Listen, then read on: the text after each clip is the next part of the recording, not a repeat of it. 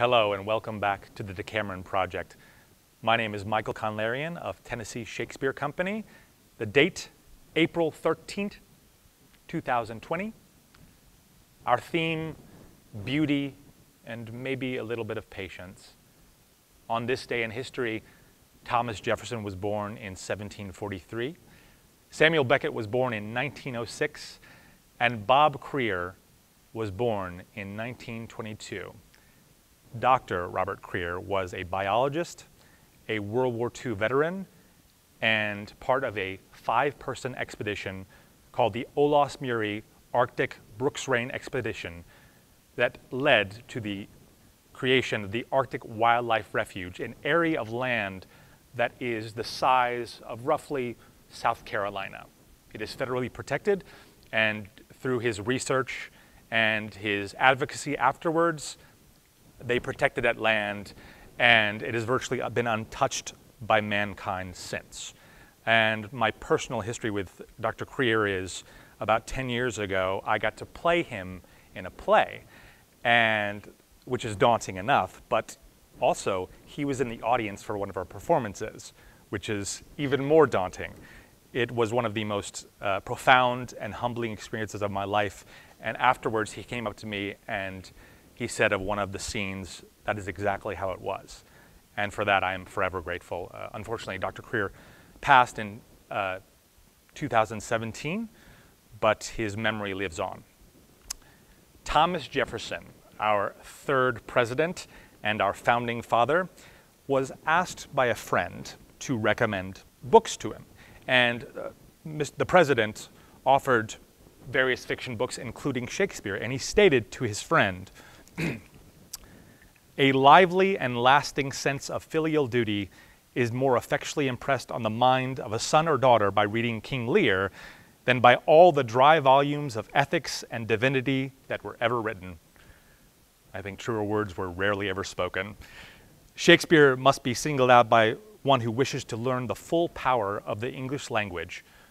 Now, Jefferson was so enthralled with Shakespeare's work, his life, that he took a trip to London with John Adams, and as they were there, they went to Stratford-upon-Avon, to Shakespeare's childhood home.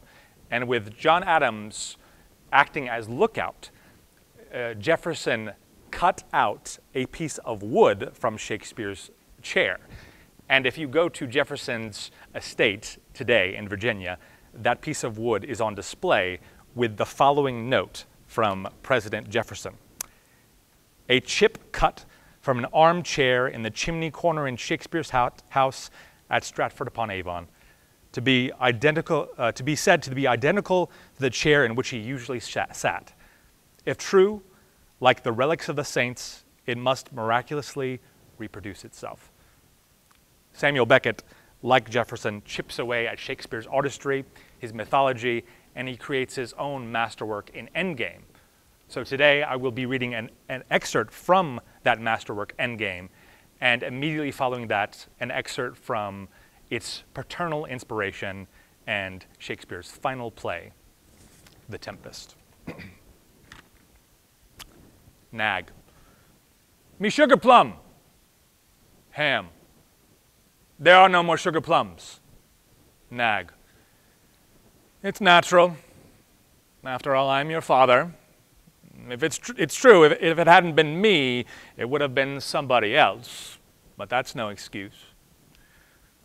Turkish delight, for example, which no longer exists, we all know that. There is nothing in the world I love more.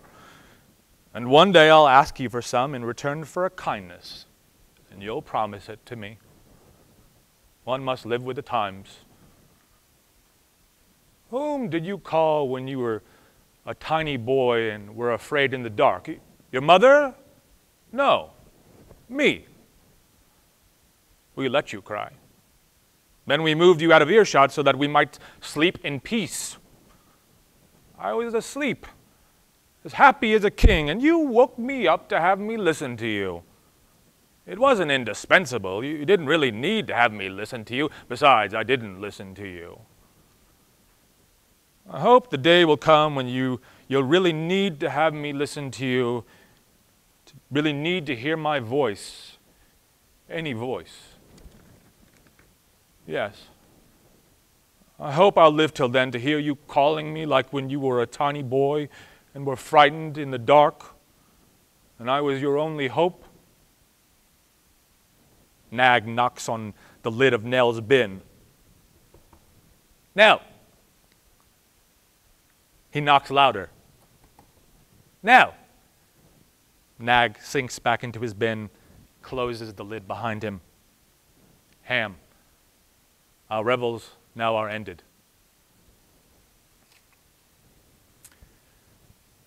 Our revels now are ended, and these our actors, as I foretold you, were all spirits, and are melted into air, into thin air.